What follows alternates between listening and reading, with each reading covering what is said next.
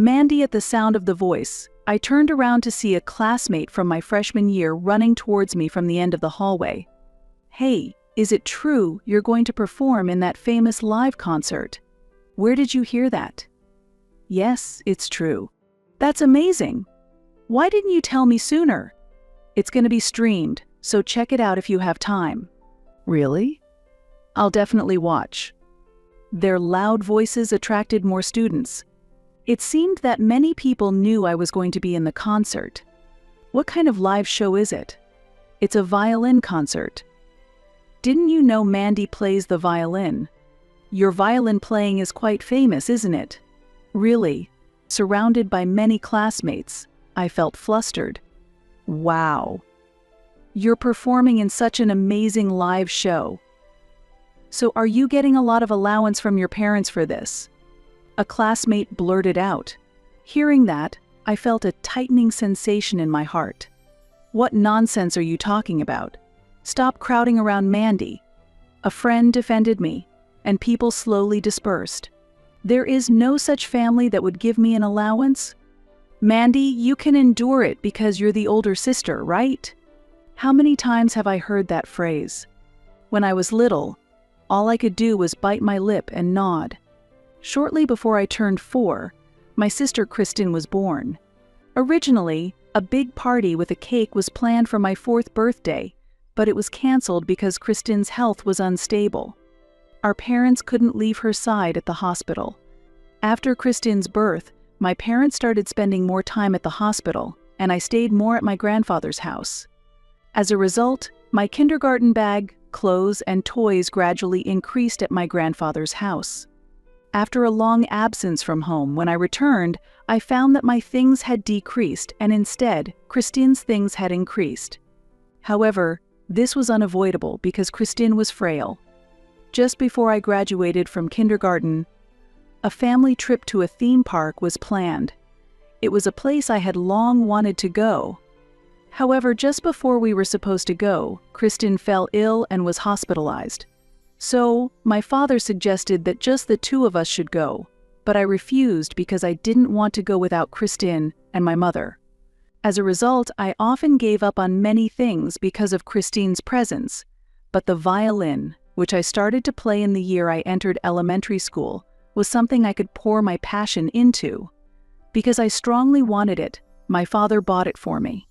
At the time, I was thrilled that his attention was directed towards me, but looking back, he might have just given it to me to avoid the hassle. My playing didn't improve. It mostly produced strange sounds. However, when I played in front of Kristen, she seemed to enjoy those weird sounds and always laughed. Finding this amusing, I often held concerts just for Kristen. As time passed, playing became more enjoyable, and I could play proper songs. Kristen always happily listened to my performances. Although I half-hated her, seeing her enjoy my performances made me happy, and I even made concert tickets for her. Those tickets were made from craft paper and pens, and I always reserved the front row seat for her. Often left at my grandfather's house, I received little attention from my parents. I had to endure a lot, but I didn't dislike living with Kristen. A significant change occurred when I was in the 3rd grade of elementary school. My violin teacher handed me a letter with a smile. "This is for you, Mandy. Show it to your parents. I'm sure they'll be delighted." With those words, I handed the letter to my parents. This is an invitation to a concert. The moment she saw the letter, my mother exclaimed in surprise. It was an invitation to perform at a children's violin concert in New York. This event included participants from elementary to junior high school, and I had strongly desired to attend. This was considered the first step towards becoming a world-renowned violinist. Gradually filled with joy at being accepted, I looked up at my parents. "Mandy, this is wonderful. To stand on such a big stage." My parents were very pleased. I, too, was very happy at this moment. It felt like the first time since Kristen was born that my parents acknowledged me. However, that night, when I woke up to go to the bathroom, I accidentally overheard a conversation between my parents. "What should we do about this concert?" It's going to be difficult, isn't it? They were talking in a somber tone. I only heard fragments, but as I reached for the doorknob, I decided not to ask, because my name had come up in their conversation. No, that won't work. Mandy will surely follow. Driven by a foreboding feeling, I quietly left the spot. What were they talking about? The answer soon became clear. That weekend, in my room, I was packing all my belongings into a bag. Most of my things were already at my grandfather's house, so packing wasn't too difficult. With that bag, I arrived at my grandfather's house. My grandmother greeted me with a warm smile and hugged me. "Try not to be a bother," my father advised, and then he left without looking back. Since that day, I haven't seen my father, mother, or Kristen. At first, I believed they would come to pick me up soon. However, as time passed, I began to feel that something was off. I was abandoned by my parents. I once cried and told my grandfather about this fact. With a stern face, he only said, "They have their reasons. They will definitely come back." Every time I cried, my grandmother would make me omelet, my favorite dish, for dinner. Unlike my mother's, it was creamier.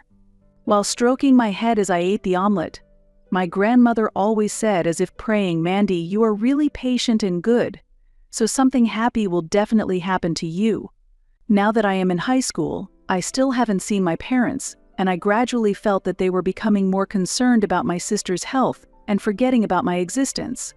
Dreaming of great success through the violin, I aimed to become world famous and eventually surprise my parents. This feeling has grown stronger. Finally, I received an invitation to a renowned violin concert. Unlike the one I participated in as an elementary student, this event included professionals.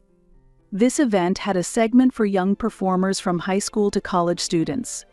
I was confirmed to perform as one of them. One of my long-held dreams was starting to come true. This concert would also be streamed online. Perhaps this performance would reach my parents. If so, they might reassess their thoughts about me. Will the day come when they acknowledge me? With that hope, days passed, and the day of the concert arrived. On that day, my beloved grandparents who raised me were also coming to watch, which was another thing I was looking forward to. I was reinvigorated by the chance to show them my growth. Despite feeling nervous, I headed to New York early before the concert and had arranged to stay at a hotel near the venue. My grandparents were supposed to arrive on the morning of the concert. On the morning of the concert, I woke up earlier than usual and stared blankly out of the hotel window. I still had far to go to become a successful violinist on the world stage. But today would be the beginning of something new. I took out a small piece of paper from my wallet. It was the stub of a concert ticket I had handmade for Kristen. The stub handwritten on craft paper with Mandy's concert. Kristen had torn the stub saying she wanted to see her sister's concert, so I had set up that seat in front of her. I could barely remember Kristen's face now, but I always loved her bright smile. Even if my parents overlooked me, even if it was because of Kristen. At that moment, the room's doorbell rang. Surprised, I quickly put the stub into my pocket and headed to the door. It was much earlier than the time my grandparents were supposed to come. Could they have arrived already? When I opened the door, there stood my grandparents. And behind them, could it be? Dad. It was my father. That was unexpected. He had been missing since I was in 3rd grade. Why suddenly? What for now? These questions came to mind, but I couldn't voice them. My father's complexion was pale, and he looked like he might collapse. From his abnormal expression, it was clear something serious had happened. "Mandy, hey, I need you to listen." As my grandmother started to speak, my father came forward. "It's about Kristen." Hearing this, my heart seemed to freeze. Why does he always prioritize Kristen even at such a crucial time? Despite it being a reunion with his daughter after 7 years. However, witnessing my father's abnormal behavior, I suppressed my discomfort. Had something happened to Kristen? "Please, come in first." With that, I led the three of them into the room. My father sat down on the sofa, his face pale, and knelt down deeply. I was shocked by his appearance. "I'm sorry. Mandy, I regret having neglected you for so long." My father apologized. The father I remembered was more composed, but the man in front of me was noticeably gray-haired and much thinner. "Christine's condition has worsened." I bit my lip hard. So, it was true. My father carefully chose his words as he began to explain past events. When I was invited to perform at a violin concert in 3rd grade, Kristen was wandering between life and death. At the time, I was young and not informed of the details, but Kristen was born with a heart condition. Her lifespan was limited, and it was uncertain whether she would reach adulthood.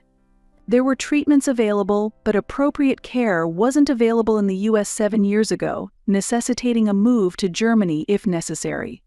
Unable to forsake their daughter's future, my parents began considering moving to Germany. When the plan started to materialize, I received the invitation to the concert. The concert was scheduled in New York, coinciding with the planned departure date for Germany. My parents were happy that I would perform at the concert. It had always been a happy scene when I played the violin I had strongly desired, especially in front of Kristen. Moreover, I was approached to participate in an important concert that could be considered the gateway to becoming a renowned violinist. This opportunity was indeed a joyful one. However, the problem was Christine's health and the relocation plan. If we decided to move to Germany, my parents worried that I would give up the concert and go with them. Given my history of sacrificing a lot for Kristen, it wasn't something I could just speak of lightly. I wanted to avoid having to give up on my dreams any further. My parents hoped that I would pursue my dreams. I remembered overhearing my parents' private conversation that night. "That won't do. Mandy will come with us." That's what those words meant. They were determined to support their daughter's dreams. However, they couldn't easily give up on their younger daughter's life either. It was clear that my parents were very troubled. Seeing this, my grandparents made a proposal. "Mandy can stay here. You go and treat Kristen in Germany." With this decision, my parents entrusted me to my grandparents and took Kristen to Germany. I knew about this from a letter addressed to my grandparents that I had found unexpectedly. Why they didn't explain it to me and never visited increased my distrust. I kept waiting for a direct explanation from my parents. But thinking about such a time, I felt anxious. I was angry for being neglected for so long, and I was unsure how to respond. To get back to the story, according to my father, Kristen's recovery in Germany went well. However, it took longer than expected. Her health stabilized and she got permission from the doctors to return to the US, but right after returning, Kristen fell ill again. Now, 14-year-old Kristen is in New York awaiting an important surgery, and after returning, she started mentioning my name more frequently, which she barely did before. "I want to hear my sister's violin. I want to meet her," she had started saying. Then, last night, Kristen's health suddenly deteriorated. Currently, Kristen is accompanied by our mother, and the planned surgery might need to be moved up. The surgery could greatly increase her chances of survival. "Mandy, I'm sorry to ask this so suddenly, but could you meet Kristen once?" my father said. I stared blankly at my father as he pressed his head to the ground. An overwhelming amount of information rushed in all at once. Why my parents left me, about Kristen's illness.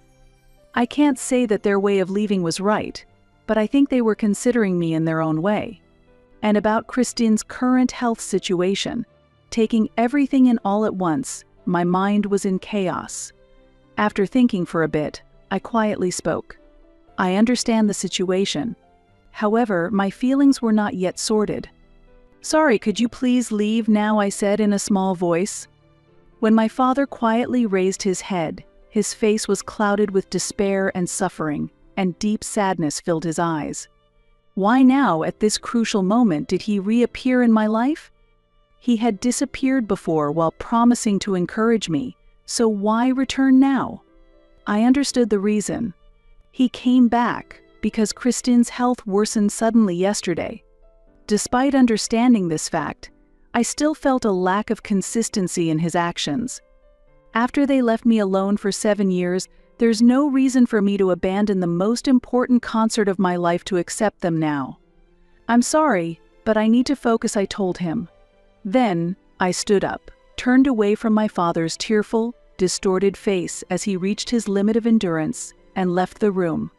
As I walked towards the concert venue, I continued walking intently. Upon arrival, many staff members were already busy moving around. They were rushing to set up the stage and carrying various equipment. "Is that you, Ms. Anderson?" A voice suddenly called out, and I turned around. There, the person in charge of the concert, who had attended yesterday's meeting, was hurrying towards me. "Good morning," I politely responded to him. He also cheerfully replied, "Good morning." "You're early." "Yes.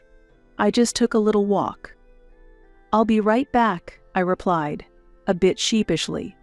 "Coming back? Why not take a look at the venue while you're here?" He stopped for a moment and suggested this to me.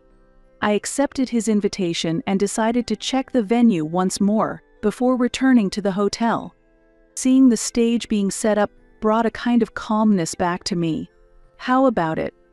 You'll be performing here today," he said, pointing to the brightly shining stage. The stage seemed to sparkle like countless stars scattered across it. "It's really wonderful. But honestly, I feel quite a lot of pressure to perform on such a big stage," I confided to him. "Don't worry. Mandy, you always put in the effort, so I'm sure today's performance will be fantastic," he encouraged me. Although this conversation might sound like typical small talk, his words genuinely helped ease my tension. Nevertheless, my emotions were heightened, and I struggled to hold back tears. My musical journey was simply because I loved the violin and poured my passion into it. Over time, it had turned into a passion worth devoting my life to. I continued to hope that someday, my parents and the still young Kristen would see my performance directly. "Big sister, play the violin." I seemed to hear Kristen's young voice ringing in my ears. Remembering her voice, I took out the stub I had folded myself from my pocket. It was a bent and wrinkled stub that looked well used, but to me it was an irreplaceable treasure. "Thank you. I'm going to prepare for the performance now, so please excuse me," I told him. "Please do your best in the actual performance," he responded. After that, I started walking slowly back to the hotel. While walking, I took out my phone to look up my grandmother's phone number and made the call. As for the high school section, "Next up is Mandy Anderson," announced the voice of the announcer, and a large applause erupted in the venue, as if in response to my name. With the sound of applause behind me, I marched strongly towards the stage, the sound of my shoes echoing. I had decided in my heart not to go to the hospital. Today I decided to play wholeheartedly for myself and for everyone listening. On stage, the stage lights were dazzling, and thanks to their brightness, I could vaguely see the cameras for the broadcast in the dark audience. I decided to give my all to the camera, putting all the emotions I felt through my performance into the music. I hope that my music reaches someone beyond the camera. At the end, I bowed towards the camera, expressing my heartfelt gratitude. About 30 minutes later, after finishing my performance, I was running to leave the concert venue as soon as possible. I had hurriedly dashed off the stage. As the stage lights went out, I quickly started moving and slipped out of the venue. Running was slightly difficult due to the elegant and sophisticated dress I was wearing, but that was only a minor issue. Nothing else was important to me at that moment. Could I really be seen? Was my performance clearly heard? While wondering this, I rushed to the designated hospital. When I arrived at the hospital reception, the receptionist looked a bit surprised by my hurried pace and anxiety. However, when I gave my name, they quickly understood and guided me to the hospital room with a nameplate labeled Kristen Anderson. I placed my hand on the door of the room and slowly opened it as a cold breeze blew out. I closed my eyes for a moment, calmed my heart, then opened them again. Several adults in the room turned around in surprise. Among them, my mother's familiar face showed an even more surprised expression when she saw me. Behind her was Kristin, lying in her hospital bed. She was connected to several tubes, but her eyes widened when she saw me enter the room. "Big sister," she exclaimed loudly. Relieved by her voice, I took a deep breath. "Did you watch?" I asked. "Yeah, I watched everything," Kristin replied happily, her face beaming with the same pure smile she had when she was younger. Then, a doctor in a white coat noticed me and exclaimed, "Are you the one who performed at the concert just now?" "Wow, so you're Kristin's sister." "Ah, it's really like a miracle," he said with a laugh. Puzzled by his words, I tilted my head and asked, "What do you mean by a miracle?" The doctor began to speak in a gentle and warm voice. "The concert was live-streamed thanks to your grandmother, I've heard. It's truly wonderful. Kristin's condition visibly improved because she heard your performance. It's like a magical story. If the sound of a violin really could heal illnesses, we doctors might be out of work," he half-joked. "I'm amazed, really." "Mandy, you really have incredible talent," my mother said, moved. Then, she gently let go of Kristin's hand and warmly grasped mine. "Your performance was truly wonderful." I was deeply moved, she continued.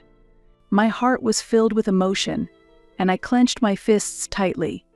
I was struggling to hold back tears. Then, as Kristin clearly called out "Big Sister," I slowly walked over to her bed. Kristin reached into a small drawer by her bed and pulled something out, handing it to me. It looked like just a small piece of paper at first glance, but on closer inspection, it was a concert ticket I had made long ago. "Can this still be used?" Kristin asked. Suppressing a laugh, I smiled wryly as if teasing her. "That's already a used stub. But don't worry, next time I'll bring a real ticket, I promised." Kristin's face suddenly brightened, and she laughed happily. Seeing her pure smile naturally soothed my heart. I am still living at my grandparents' house, waiting for Kristin to finish her surgery and be discharged safely.